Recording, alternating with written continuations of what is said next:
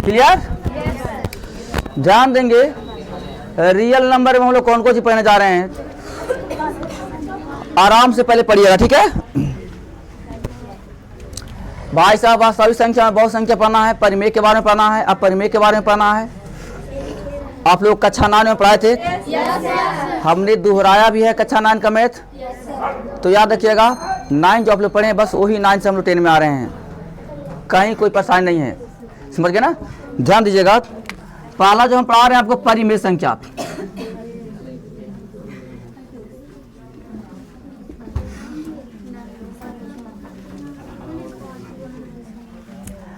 आप लोग तो जानते ही होंगे, जो संख्या p बटा q के रूप में लिखा जाता है, जो संख्या p बटा q के रूप में लिखा जाता है उसको क्या कहते हैं? हाँ, जो संख्या p बटा q के रूप में लिखा जाता है उसे हम परिमेय संख्या कहते हैं। एक बात का याद रखिएगा, शर्त है, वो शर्त क्या है गौर करिएगा, सबको सुनना, सबको करना बच्चा लोग। सबसे मेरा रिक्वेस्ट है, जितना आराम से समझिएगा उतना ही मजा आएगा कि पढ़ाई भी कुछ होता है, और हम इतना कोशिश करेंगे आपको दिमाग में डालने का, साधारण शब्दों में, हल्का हल्का शब्द में, कि आपका कोई परेशानी न होवे। हमने कहा वैसी संख्या जो p बटा q के रूप में होता है उसको क्या कहते हैं? जहां की q है नीचे, q equal to not zero, q equal to, इसका मतलब क्या है? q के बराबर में जीरो नहीं रहेगा, q के बराबर में जीरो नहीं रहेगा, समझ गए? q के बराबर में जीरो नहीं रहेगा। अगर आपसे कोई पूछता है कि बताओ तो भैया, आप पढ़ते हैं सनोज सर के यहाँ, जरा बताओ ये 2 है अब बटा 0 है, ये कौन सा संख्या है, तो क्या कहिएगा? परिमेय संख्या कहिएगा इसको? कभी मत कहिएगा, कभी मत कहिएगा कि परिमेय संख्या है ही नहीं। बोला क्यों? तो आप यही बताइएगा कि p बटा q के रूप में लिखा जाता है, जबकि q equal to not zero, यानी q के बराबर में जीरो नहीं होता। आपका p के बराबर में जीरो रहेगा चलेगा? देखिएगा, अगर हम यही करते 0 बटा के 2 तो ये परिमेय संख्या है। क्या ये वाला परिमेय नहीं है, ये परिमेय नहीं है, आई वाला क्या परिमेय है। हाँ समझ में आया? नेहा जी मुनि मिस्टेक मत करिए, क्योंकि अब आप लोग बड़ा हो गए हैं। बताइएगा, अगर कोई पूछे कि 0 बटा 5, 0 बटा 5, 0 बटा 5, क्या वो परिमेय है कि यह परिमेय है? 0 ऊपर है, नीचे 5 है। तो याद रखिएगा, इस सबसे इम्पोर्टेंट चीज आज हम आपको बता रहे हैं कि 0 भी जो होता है से परिमेय होता है। 0 भी जो होता है से क्या होता है? कोई दिक्कत किसी को? नहीं सर। किसी को? नहीं सर। एकदम गर्व से कहो कि 0 ही परिमेय है, डरना नहीं है, लजाना नहीं है, ताकत के साथ कहो कि 0 भी जो होता है से परिमेय संख्या है। यहां हम ले लेते हैं नोट, ताकि कभी दिक्कत न हो। 0 यानी शून्य भी परिमेय संख्या है, परिमेय संख्या है। कोई दिक्कत नहीं सर। जब 0 परिमेय संख्या है तो हमने क्या बताया कि p बटा q के रूप में लिखा जाता है। इसी कारण से ना हमने कहा भैया कि जब 0 परिमेय संख्या है ये है तो 0 बटा 1 भी होती परिमेय, क्योंकि 1 तो सब में छुपा रहता है।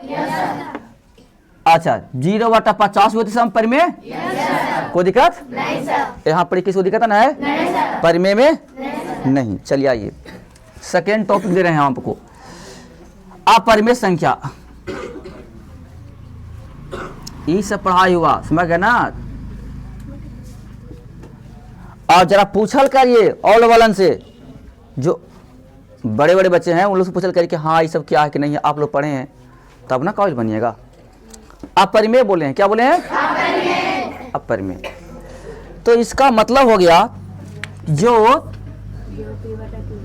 P बटा Q के रूप में नहीं लिखा जाता। क्लियर है? P बटा Q के रूप में नहीं लिखा जाएगा। तो अब लिखा है कैसे? जैसे √3 यह अपरिमेय हो गया, 2√3 अपरिमेय हो गया, √2 यानी जो रूट में रहेगा उससे क्या हो जाएगा? लेकिन ये को बात याद रखिएगा, रूट में भी रहेगा तो सब रूट में रहने वाला परिमेय नहीं होगा। वजह क्या है? रूट में जो रहेगा तो उसको वर्गमूल तो निकल जाता है। जैसे मैं पूछूँ आपसे कि बताओ ये रूट है 16, तो इसको क्या कहिएगा? इसको अपरिमेय कहिएगा? नहीं, क्योंकि 16 के वर्गमूल 4, 16 = 4 और 4 को हम P बटा Q के रूप में लिख देंगे। ठीक है? तो P बटा यानी नीचे एक छुपल है ना, तो ये आपका हो जाए तो क्या हो जाएगा? परिमेय संख्या। परिमेय हो गया। फिर से ये परिमेय है, क्या है? एक बार आओ, अगर हम आपसे पूछ दें कि √9 है, ये परिमेय क्या परिमेय है? क्या है? बहुत सुंदर, क्योंकि एक का रिजल्ट आता 3, तो ये हो गया परिमेय। कोई दिक्कत नहीं सर। आई सब क्या है? अपरिमेय। अब एक बात कहिएगा, सुनिएगा ढंग से। 9वां में हम पढ़ाए थे परिमेय संख्या और अपरिमेय संख्या, और 10वां में को पढ़िएगा शांत और एगो अशांत। शांत एगो जो भागा देने पर पूरा पूरी दशमलव में कट जाएगा वो शांत हो गया, और जो चलते रहेगा वो शांत हो गया। ठीक है? जो भागा देने पर पूरा पूरी कट जाएगा शांत होता है। तो एगो हम बहुत ही इंपॉर्टेंट चीज लिखना चाहते हैं, उसका नाम है शांत और अशांत कहानी, नोट। ठीक है ना? परिमेय संख्या, ठीक है, शांत या अशांत हो सकती है। परिमेय संख्या शांत या कहे के मतलब है भागा देवे पर कट भी सकता है और नहीं भी कट सकता है। अगर पूरा पूरी दशमलव में कट गया तो शांत हो गया, और अगर नहीं कटा तो अशांत हो गया। ठीक है? और अपरिमेय संख्या जो होता है हमेशा अशांत होता है। ये क्या होगा? दूसरी बात, अशांत को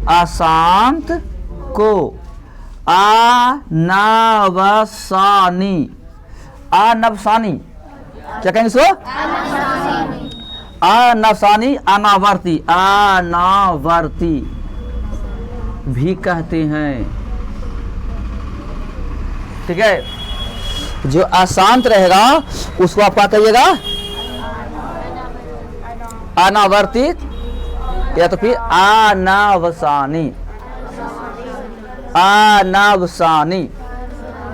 ठीक है? यहाँ पर कोई दिक्कत किसी को? तनी मनी परिमेय अपरिमेय में किसी को दिक्कत रहा क्या? अब आइए जो हम पढ़ने जा रहे हैं वास्तविक संख्या, उसके बारे में चर्चा करेंगे। नंबर 3, वास्तविक संख्याएं। बाबू थोड़ा ध्यान दीजिएगा, ये वास्तविक संख्या क्या होता है, रियल नंबर क्या होता है। तो अभी आपने कितने परिवार के जाने? एगो परिमेय के जाने, एगो परिमेय संख्या दियो न जाने। तो एगो बात याद रखेगा, परिमेय और अपरिमेय, परिमेय और इन दोनों के परिवार जब मिल जाता है ना तो कहते हैं वास्तविक। क्या कहेंगे? वास्तविक। दोनों के परिवार को, हाँ, अब यहां लिखेंगे उस बात को कि परिमेय संख्या तथा अपरिमेय संख्या, ठीक है, के परिवार को क्या कहेंगे? वास्तविक संख्या कहते हैं। कोई दिक्कत भैया? विपिन बिहारी, कोई दिक्कत है? चलिए, अब आप लोग वास्तविक संख्या जान गए, आप परिमेय जान गए, परिमेय जान गए। अब बात आ रहा है कि सर आज पढ़ेंगे तो क्या पढ़ेंगे? ये तीन को सीख गए, तब इसको आगे लेके चलना है। भागा सबके आता है? भागा? चलिए थोड़ा भागा हम सिखाते हैं आप लोग को, ठीक है?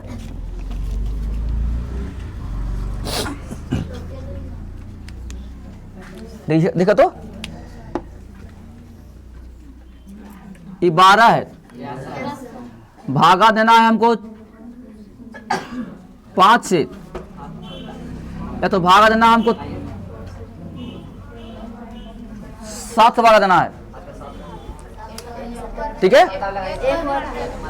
तो लया कितना बार में? एक बार में 7 इकाई, और यहाँ पे अब फिर क्या करते हैं? 5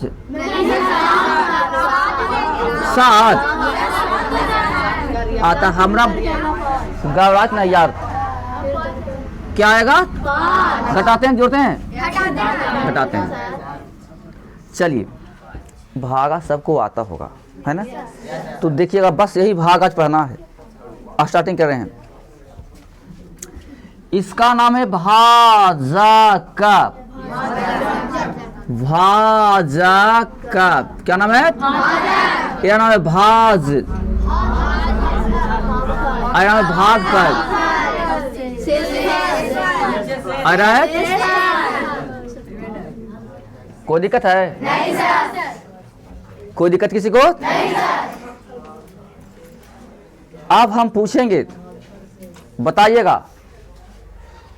भाजक है, भाज है, भागफल है, शेष है। अगर आपको कोई किताब में भाजक, भागफल, शेष, भाज मिल जाए तो हमको ये बताइए कि सबसे बड़ा कौन हो सकता है? सबसे बड़ा कौन होगा? कौन तो लगा? क्या बोले? सबसे बड़ा कौन होगा? सबसे बड़ा भाज रहेगा। इस सबसे बड़ा रहेगा तब ना भाग रहेगा, है? तो याद रखेंगे, सबसे बड़ा कौन हो जाएंगे? कोई दिक्कत? तो आप देखिए, इसका संकेत में हम कहते हैं एक। क्या कहेंगे? कोई दिक्कत? सबको सीखो। इसको संकेत में बोलते हैं बीट। क्या बोलेंगे? इसको संकेत में बोलते हैं आर, इसको बोलते हैं क्यू। बुझाया? यहां पर कोई दिक्कत? अब बताइए, भाज का संकेत क्या हो गया? भागफल को क्यू, भाजक को बी, शेष को आर। आप देखिए, एगो सूत्र बनता है। क्या बनता है? सूत्र। वो सूत्र क्या? जरा गौर करिएगा।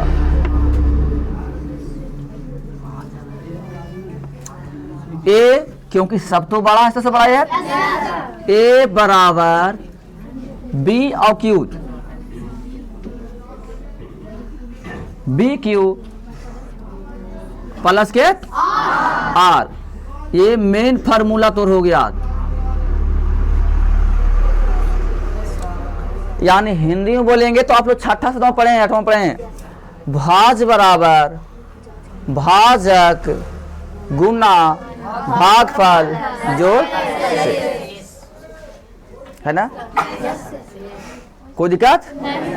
भाज बराबर भाजक गुना भागफल जोड़ शेष, यानी ए बराबर बी क्यू प्लस आर। ए बराबर बी क्यू प्लस आर। ए बराबर बी क्यू प्लस आर। एक बात और सुनिएगा, हम पूछते हैं, थोड़ा सा ध्यान दीजिएगा। अब ये वो दूसरा भागा देते हैं, यही फॉर्मूला पर 4 से हम तुमको भागा देते हैं। अब 4 से भाग करने के लिए भागा दें 4 से, यहाँ दे दिए 20, भागा दीजिए। कितना बार में?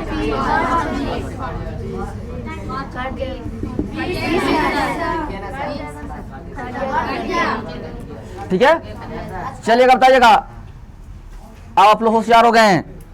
ये पहला भाग सिखाए दूसरा भाग सिखाए, कोई बच्चा है जो हमको बता सकता है कि इसमें ए कितना है? इसमें ए 20, बी कितना है? वाह रे वाह, बहुत सुंदर। क्यू कितना है? वाह रे वाह रे वाह। आर कितना है? कमाल कर दिए, कमाल कर दिया आप लोग। बस ये चैप्टर आप लोग खत्म हो जाएगा, समझ गए? चैप्टर खत्म हो जाएगा। देखिए अब आइए इस फॉर्मूला पर जाएंगे ना तो हमको लौटेगा। देखिए फॉर्मूला क्या कहता है? ए बराबर बी क्यू प्लस भाग। अगर आपने सही किया है तो सही आएगा, अगर गलती भाग कर रही है तो गलती आ जाएगा। ए बराबर बी क्यू प्लस ए बराबर बी क्यू और प्लस के आर। ध्यान दीजिएगा, ए के मान कितना? बी के मान कितना? क्यू के मान कितना? आर के मान कितना? 0 हो गई ना? देखिएगा तो 20 इक्वल टू 4 5 अब 20 में 0 जो तो 20 रह जाएगा। दोनों हो ना क्या बराबर? ये तुम्हारा भाग सही है। तो अभी आपने क्या सीखा? अभी आपने सीखा कि आर का जो वैल्यू होता है ना, आर का जो वैल्यू होता है, आर का वैल्यू यहाँ पर ही आर देखिए, यहाँ पर यार देखिए, यहाँ पर ही एरा से छोटा है, नंबर में 5, 7 से छोटा है ना 5, और यहाँ पर देखिए 4 से भी छोटा है, लेकिन 0 है नहीं है। तो अब हम लिखेंगे क्या इस फॉर्मूला में एक चीज और, जहां की b जो है, ये जो b ई ना भी है, जहां की b का जो मान आता है 0 के बराबर भी हो सकता है। ठीक है आज तुम्हें कि नहीं? और b का मान जो है यानी उससे छोटा भी आ सकता है। नहीं आर न है, नहीं समझ में? आर जो है, आर का वैल्यू 0 भी आ सकता है और 0 से बड़ा भी आ सकता है। क्या कोई दिक्कत? आर का वैल्यू देख रहे हैं 0 भी आ सकता है और इससे बड़ा, लेकिन b से छोटा रहेगा। अगर इससे बड़ा रहा तो फिर एक और भाग लग जाएगा, ना लग जाएगा? अगर यहाँ पर ही आता 8 तो ना लेता 7 इकाई 7 एक और में, अगर यहाँ पर रहता 5 तो फिर एक और में लगता 5 4, है ना? तो यहाँ पर ये वो बात सुनेंगे, इसको लिखेंगे कैसे, गौर करिएगा। जहां की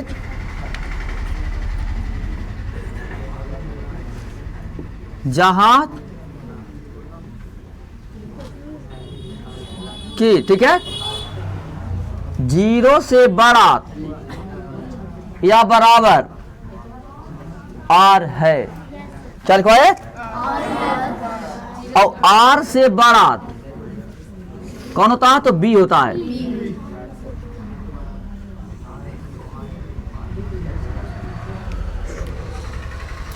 अब यहां ध्यान दीजिएगा, आप फॉर्मूला क्या करना है? ए बराबर बी क्यू प्लस आर, जहां की 0 से बड़ा या बराबर है आर, और आर से बड़ा कौन है? बी। यानी बी हमेशा इससे बड़ा रहेगा। अगर ई बड़ा हो तो फिर दोबारा भाग लग जाएगा। कोई दिक्कत किसी को? तनी बनी? चलिए अब आगे हम चलते हैं।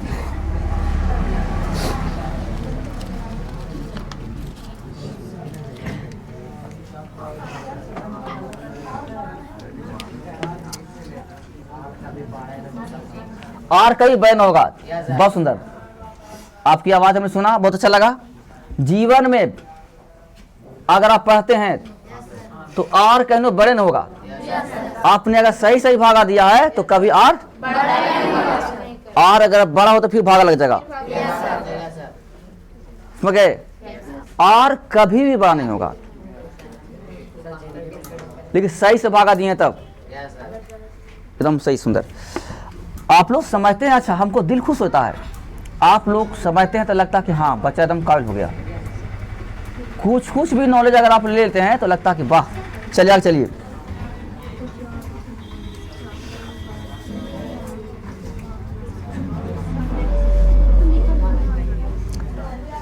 ये लिखा है विरोधाभास। क्या लिखा है? सुनिए, हम लिखेंगे नहीं, बताते हैं विरोधाभास क्या होता है। ए लड़की यहाँ देखो, ए बाबू, कभी कभी हम लोग कंफ्यूज पड़ जाते हैं, किसी चीज को नहीं बना पाते हैं, तो ये विरोधाभास क्या होता है ना, उसको उल्टा मानते हैं। ये एक प्रकार का उल्टा बोलने का तरीका है, ठीक है। विरोधाभास माने उल्टा बोलना। क्या बोलना? उल्टा बोलना। एकदम कोई भी काम जब कर रहे हैं, एकदम कंफ्यूज हो रहे हैं, नहीं बन पा रहा है, भागा बना रहे हैं, नहीं बन पा रहा है, तो उसको उल्टा मान देता करके, है कि नहीं। जैसे मान लिया जाए आपको कोई क्या है कि 3 परिमेय है, तो आप इसको उल्टा मान लीजिएगा, कहिए कि अपरिमेय। वजह क्या है? तो विरोधाभास से। 23 चैप्टर में विरोधाभास भी आएगा, ठीक है। विरोधाभास माने उल्टा मानना, कोई भी शर्त को उल्टा मानना। लिख लेते हो, है ना।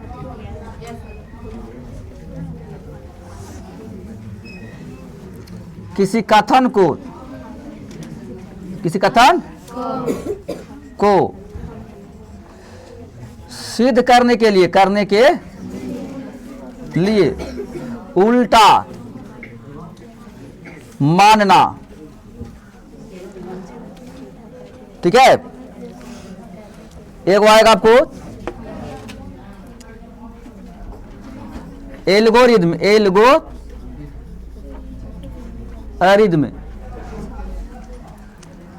ये एक तकनीकी है, जो बनाने का तकनीकी है, ठीक है। चले ना।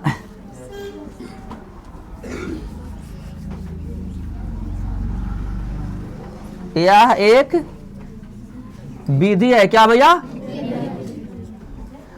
एल्गोरिथम क्या है? एक विधि है जो हम मैथ को सोल्व करते हैं। इसका खोज कौन किया था? तो एक गणितज्ञ थे जिनको नाम था, पूरा नाम इनको बताते हैं, क्या नाम है से? ख्वारिज़्म। खोज करने वाले को नाम है अल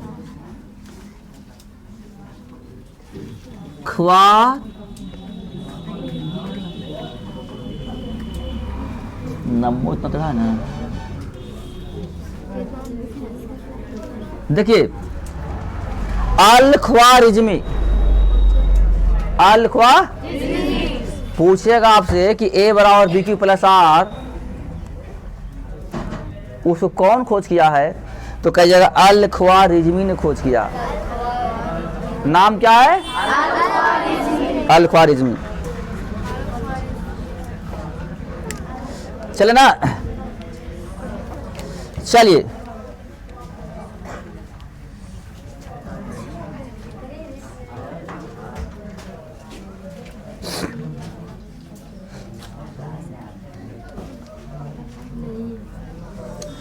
चलिए इतना ही आज पाना है।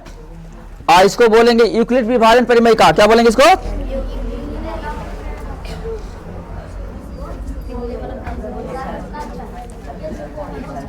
यहाँ देखिए, यूक्लिड विभाजन, ये फॉर्मूले का नाम है यूक्लिड विभाजन परिमेय का।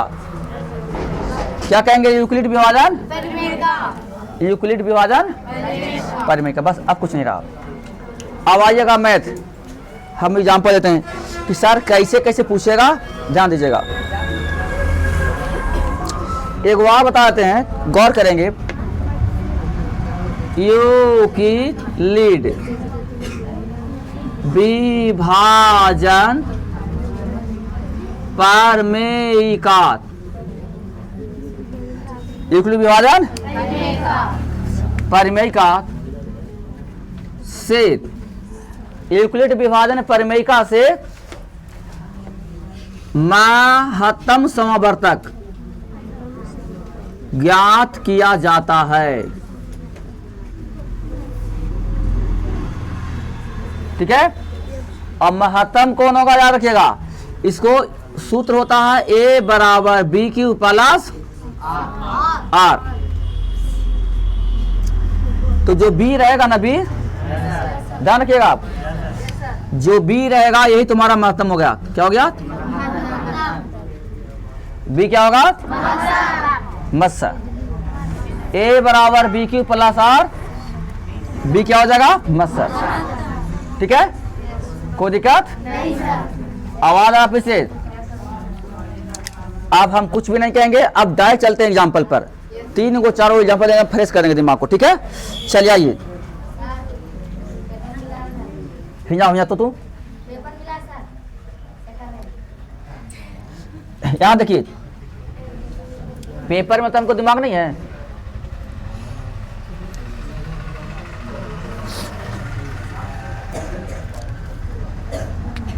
एग्जाम्पल बताइएगा आप। एग्जाम्पल नंबर 1, ये कितना निकल है? बराबर 7 गुना के 5, नहीं तो ये कितना हो गया? और 36 न लाना है तो कितना जोड़ पड़ेगा? अब बताइए, लड़कियों ने बताएगी इसमें और कौन है? कौन बताइए? धन्यवाद, बहुत सुंदर। विद्या बताओ, बी कौन है? बी 7, बहुत सुंदर। और क्यू कौन है? 5। कमाल कर दिए। और ये तो जानते हैं कि बड़का होगा है, तेज नहीं पूछेंगे, हल्का ना पूछेंगे। आप कन्फर्म हो गए कि आर पता लग गया। अब पूछेगा 2 संख्या देगा, 2 को, एगो देगा 36, एगो देगा 7।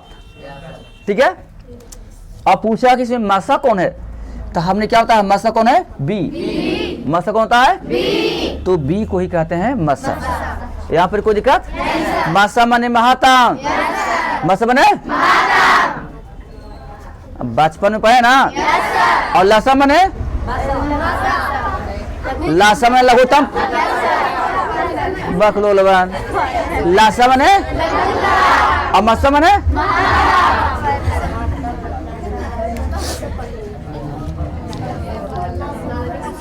चलाइए। एग्जाम्पल नंबर 2 देखिएगा आप, भाग एलगोत अरिदम में, भाग एलगोत, भाग एल्गोरिदम में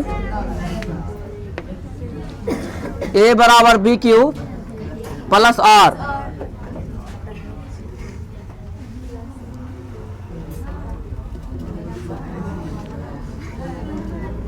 से क्यू एल्गोरिदम यानी ए बराबर बी क्यू प्लस आर, ए बराबर बी क्यू प्लस आर से क्यू तथा आर का मान ज्ञात करें। क्वेश्चन है, देखिए आराम से आप लोग निकालिएगा। बाबू क्वेश्चन हम दे रहे हैं, ए बराबर 28 और बी बराबर 4। भाई साहब यहां देखिए, ए का मान कितना है, बी का मान कितना है, ठीक है। हमारा निकालना क्या है, क्यू और आर, क्यू और आर। तो देखो कैसे निकालेंगे, फार्मूला क्या कहता है, ए बराबर बी क्यू प्लस, तो बोलिए ए बराबर B Q plus R, N मेरा सूत्र है। तो आइए ए का जगह पर कितना लिखेंगे, 28। बहुत सुंदर। बी का जगह पर, अब क्यू तो गायब है, आर भी गायब है। यहां देखिए, इस 4 में हम कितना से गुना करेंगे कि 28 आ जाएगा, तो यहां हो जाएगा 7। क्या हो जाएगा, 7। और फिर प्लस में 0, क्योंकि 28 तो ऐसे आता है, 0 ना दे पड़ेगा यहाँ पे, अंतिम शेष 0 आ गया। कि 0 आ गया, आप काम खत्म हो गया। जब 0 आइए गया तो कौन दिक्कत है। अब भागफल मसा कहेगा तो मसा कौन है बताओ, बोले से मसा कौन है, 4 है। हमने पहले बता दिया कि मसा कहते हैं बी को, ठीक है। एक एग्जांपल और देते हैं, देखिएगा जी, दूसरा एग्जाम्पल दो तो तीसरा है, ठीक है। चलो तो तीसरे देते हैं भाई।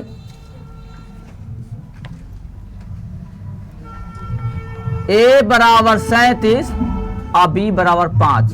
क्या भैया? A बराबर 37 और B बराबर 5। a बराबर 37 और b बराबर 5। अब चलना हमको निकालना है q और r, बस वही लगाएंगे रूल। देखो a बराबर b क्यू प्लस यही ना फॉर्मूला है।